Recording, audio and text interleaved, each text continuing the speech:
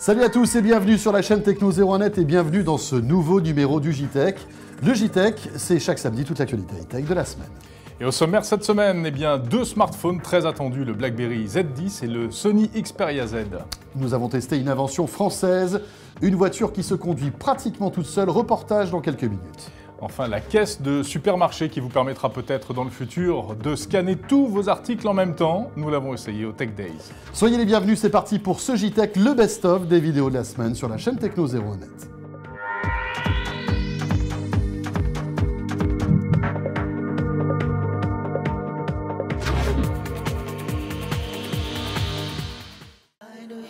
Le JTech avec OrangeInnovation.tv, la web TV qui simplifie la vie numérique. Aujourd'hui, on va jeter un œil sur un smartphone très attendu, c'est le dernier né de Sony, c'est le Xperia Z. Bruno Cormier nous dit tout. C'est le dernier smartphone de Sony, présenté en début d'année au CES. Tout nouveau, nouveau design, écran 5 pouces, donc très grand, Full HD, très gros processeur, quad-core, toute dernière génération, très fin, capteur 13 mégapixels. Et voilà, c'est le dernier petit bijou de Sony, on va dire. Les principales qualités de cet appareil, c'est sa puissance, tout d'abord. Son processeur est très puissant. Il a explosé tous les scores dans tous les tests qu'on a fait. C'est le plus puissant qu'on ait jamais testé au labo. Et effectivement, à l'utilisation, ça se ressent, puisque c'est un téléphone qui répond au quart de tour, au doigt et à l'œil. Toutes les applications s'ouvrent instantanément, toutes les animations de l'interface sont très fluides. C'est extrêmement agréable à utiliser. Deuxième chose, il est étanche, donc ça va limiter quand même beaucoup d'accidents. Si on fait tomber son téléphone dans l'évier ou si on tombe dans une piscine avec son téléphone, c'est toujours possible. Donc là, le téléphone résiste, il est étanche et ça marche effectivement. Après une longue immersion dans l'eau, ça fonctionne toujours. Il y a quelques petits points faibles effectivement qu'on peut remarquer. D'abord, c'est la taille du téléphone. Donc le téléphone est très large, il est encore un peu carré, même si Sony a adouci les angles par rapport à ses précédents smartphones. Du coup, quand on tient le téléphone dans la paume, on a plutôt tendance à le tenir comme ça a tendance à pas être vraiment naturel, pas très ergonomique et pas très agréable à porter au niveau de la paume. Le deuxième point faible, c'est plutôt au niveau de l'étanchéité. Alors l'étanchéité se fait à un prix, c'est-à-dire qu'il faut mettre des caches sur toutes les ouvertures du téléphone. Donc du coup, si on veut brancher un casque, on est obligé d'ouvrir le cache de la prise casque, de brancher son casque et de laisser le cache ouvert comme ça. Donc là, l'esthétique et la classe du téléphone en prend un certain coup. Donc c'est un téléphone haut de gamme, 650 €. Si vous avez des grandes mains, vous ne serez pas gêné par la largeur du téléphone, la taille de l'écran.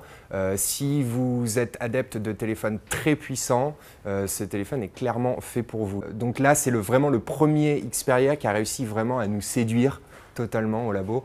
Donc oui, ça vaut le coup de l'acheter. Ça y est, BlackBerry revient avec à la fois un nouveau système d'exploitation BlackBerry 10, mais aussi un nouveau téléphone, le Z10. Teste tout de suite. Et la première surprise, c'est qu'il s'agit d'un BlackBerry sans clavier. Alors que BlackBerry, jusqu'à présent, c'était quand même synonyme de petites touches. Mais que se passe-t-il, Jérôme? Que se passe-t-il chez BlackBerry? Et donc la première révolution de BlackBerry, c'est son logiciel, complètement revu, complètement repensé. Exit les précédentes versions qui avaient pris un sacré coup de vieux. Maintenant, place à BB10. Et c'est plutôt une réussite, BB10. Il faut reconnaître, au premier coup d'œil, une interface très agréable, très fluide. Regardez ça. Avec des gestes complètement nouveaux qu'il faut réapprendre. Oui. Désormais, vous prenez votre petit doigt, enfin non d'ailleurs, n'importe lequel. Hein, même votre gros doigt. Même votre gros doigt. Et vous faites glisser, par exemple, de haut en bas. Alors ça ressemble un peu à Android pour faire apparaître un menu contextuel, en mettant bien le doigt à l'extérieur de l'écran, hein, pour faire le geste. Apparaître aussi les paramètres dans les applis. Exactement. Si vous voulez fermer une application ou la mettre en pause, vous faites de bas en haut. Voilà. Et là, vous voyez que l'appli va se loger sur un écran d'accueil, on peut en mettre jusque 4. Et en fait, ça remplace le bouton d'accueil, en fait. Ouais. Si vous voulez, le bouton central est remplacé par le geste tout simple de bas en haut sur l'écran. Vous revenez au menu, on va dire, traditionnel d'un smartphone avec les applis qui s'affichent. Et puis avec un geste de gauche à droite cette fois, eh bien vous laissez tomber momentanément ce que vous êtes en train de faire pour accéder à ce qu'on appelle le BlackBerry Hub, où là, vous allez retrouver de manière uniforme et unifiée tous vos messages, que ce soit des messages vocaux, oraux, les mails, etc. Bon, alors, on va quand même bien essayer de donner une petite note à ce téléphone, notre verdict. Je commence. Bon, vas-y, qu'en penses-tu? Moi, il est très séduisant. Franchement, ce BlackBerry est très séduisant. Le problème, est-ce que ça suffira? Parce qu'aujourd'hui, entre Android, qui est vraiment en train de se tailler la part du lion, iPhone, iOS qui est là, Windows Phone qui a un très bon système, est-ce que BlackBerry aura les moyens et le temps de s'imposer avec ce nouveau système? Rien n'est moins sûr. Ouais. Et donc, ta note? 8 sur 10.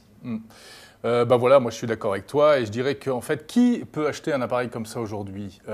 Soit les addicts de BlackBerry, peut-être ceux qui sont un petit peu obligés parce qu'ils travaillent dans une entreprise qui a fait ce choix technologique. Les salariés BlackBerry. Voilà. Éventuellement. J'exagère. Non, mais si une entreprise est déjà équipée BlackBerry, effectivement, ils seront contents de trouver un outil comme ça. En revanche, quelqu'un qui cherche un smartphone qui n'en a jamais eu, va-t-il choisir celui-ci par rapport à un Windows Phone, un Android, un iOS, etc. Mais ça vaut le coup d'y jeter un œil. Ah oui, ça vaut clairement le coup d'y jeter un œil parce que c'est un produit vraiment réussi. Oui. Pas de point faible majeur d'ailleurs. Non. Et puis un point positif qu'on a oublié de dire, c'est Bruno Cormier qui nous l'a soufflé tout à l'heure, l'écran de ce Z10 est d'excellente qualité, vraiment meilleur en matière de luminosité que l'iPhone par exemple. Donc voilà, il y a pas mal de points positifs. Ta note? Je lui mets 8 également. Voilà 8 sur 2 10. fois 8 sur 10, Ouais. donc si on fait la moyenne, ça fait 8 sur 10. Et aujourd'hui, vous le savez, nous sommes au Tech Day. C'est à Paris, c'est un rendez-vous consacré aux professionnels de l'écosystème Microsoft. On s'intéresse à 2 innovations liées à Windows Embedded. Alors Windows Embedded, c'est ce Windows qu'on ne voit pas, qui est caché dans différents objets communicants. 2 innovations assez spectaculaires, regardez. Alors pour parler de cette première innovation qui fonctionne avec Windows Embedded, je suis dans une voiture, en l'occurrence dans une Autolib. Alors vous connaissez Autolib, ces voitures en libre service disponibles à Paris, avec une fonctionnalité supplémentaire qui apparaîtra peut-être prochainement dans les Autolib. C'est un système de publicité contextuelle, géolocalisée. Comment ça marche? Vous êtes au volant et tout d'un coup, des offres publicitaires apparaissent sur l'écran de l'Autolib. Explication. Vous avez, en fonction de votre localisation, une fenêtre qui va apparaître et qui va vous proposer une offre d'une enseigne ou d'un magasin qui va être tout près de votre localisation du véhicule. Vous pouvez recevoir une offre de promotion ou de venir visiter un lieu spécifique. Ça peut être un restaurant ou autre, mais ce sera vraiment ciblé par rapport à votre localisation. Alors, autre innovation spectaculaire, et ça va faire le bonheur de tous ceux qui font leurs courses régulièrement et qui en ont assez de faire la queue. Vous savez qu'il y a déjà des caisses automatiques où on peut scanner ces articles un par un, mais là c'est mieux, c'est une caisse qui va vous permettre très facilement de compter tous vos articles d'un seul coup. Montrez-nous ça, Ludovic de la société IER. Alors, le principe est le suivant, le client arrive dans le magasin, il a une demi-heure pour déjeuner le midi, et donc il a quelques minutes pour choisir ses produits et pour passer en caisse. Ce qu'on va permettre avec la borne libre encaissement, ça consiste à réduire au maximum le temps qu'il va passer à la caisse. Donc le client arrive dans le magasin, il prend une poche, il va choisir ses articles dans un corner dédié au snacking pour lui éviter de parcourir l'ensemble du magasin. Et ensuite, donc, j'arrive devant la borne libre encaissement, je pose mon panier dans la cuve de lecture RFID. Ensuite, je vais scanner ma carte de fidélité et instantanément, j'ai la liste exhaustive des articles qui se trouvent dans mon panier. Le temps d'encaissement est identique, quel que soit le nombre d'articles que je vais acheter. Et tout cela grâce au RFID. À la RFID. Bon, je sais pas vous, mais moi je trouve ça absolument génial. Mesdames et messieurs de la grande distribution, dépêchez-vous vite de mettre des RFID sur tous les produits, qu'on puisse vraiment faire toutes nos courses avec ce système. Alors, on va parler aujourd'hui de voitures qui se conduisent pratiquement toutes seules. Vous connaissez sans doute le concept de Google Car. Eh bien, il y a des initiatives françaises qui vont dans ce sens et on va découvrir ensemble la CAO. C'est la conduite assistée par ordinateur. En fait, c'est le volant qui, dans certaines situations, lorsque la route est suffisamment droite, n'a plus besoin d'être tenu. C'est assez impressionnant, mais comme il n'y a pas assez de place pour tout le monde, comment on va faire? Je propose d'aller le tester à ta place. Ouais, donc moi je reste là. Oui. Il fait un peu froid, je vais rentrer quand même et tu m'appelles dès que tu as terminé. Voilà, et c'est moi qui prends tous les risques. T'es assuré? J'y vais, oui, je pense que ça ira. Voilà, on salue la femme de Jérôme qui peut-être ne le verra plus jamais. Jérôme, bon courage, à tout de suite. Bon, alors voilà, nous y sommes. Et là, hop, hop, hop, et ben voilà, sans les mains. Les amis, je suis sans les mains, c'est donc la voiture qui conduit toute seule. C'est assez impressionnant malgré tout. Alors je garde le pied sur l'accélérateur, hein, c'est moi qui gère la vitesse, mais je n'ai rien à faire. Magnifique. Bon alors comment ça marche? À quoi ça sert? On voit ça avec l'inventeur Olivier Picard. Alors mon système sert essentiellement à conduire de façon reposante. C'est-à-dire qu'il prend en charge la conduite et me permet donc de rester disponible pour être vigilant et surveiller que tout se passe bien. Alors on a une caméra qui fournit une image de bonne qualité au programme. Le programme analyse cette image et identifie, s'il le peut, selon ses critères, identifie la voie routière qui est au devant.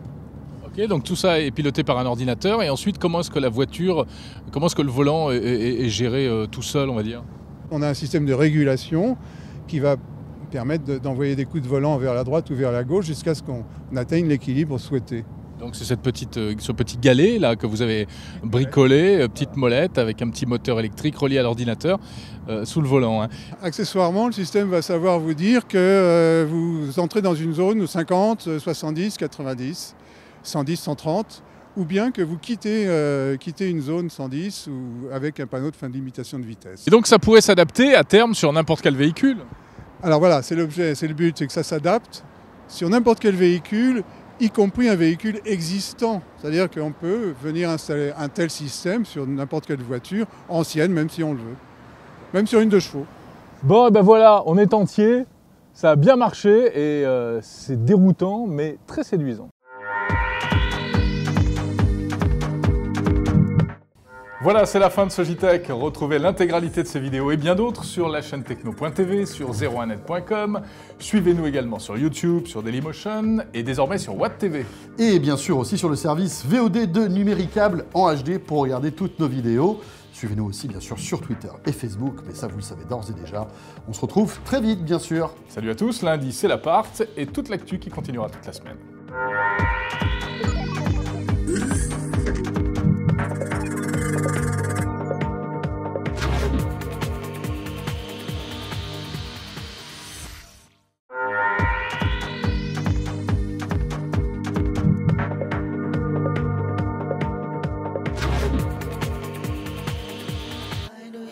Le JTech avec Orange Innovation.tv, la web TV qui simplifie la vie numérique.